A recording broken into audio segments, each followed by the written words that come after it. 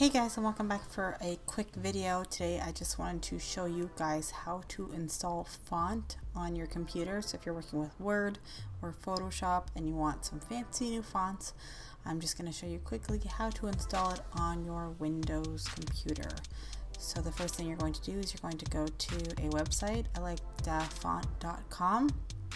Find the fonts that you like.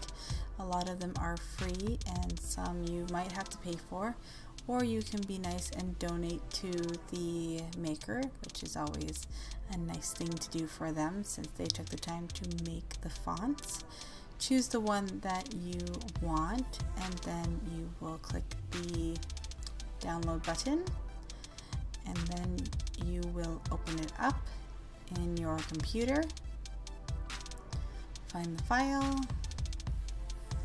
and then you will just click on that file. It will open up like this and you will see the way the font looks, and then you will click the install button up at the top, and when it's done being installed, that button should turn gray and then it should be installed on your computer. It is as easy as that, and you can go over to your program and it should install right away, so you don't have to restart your program and you can just find it and then use it immediately.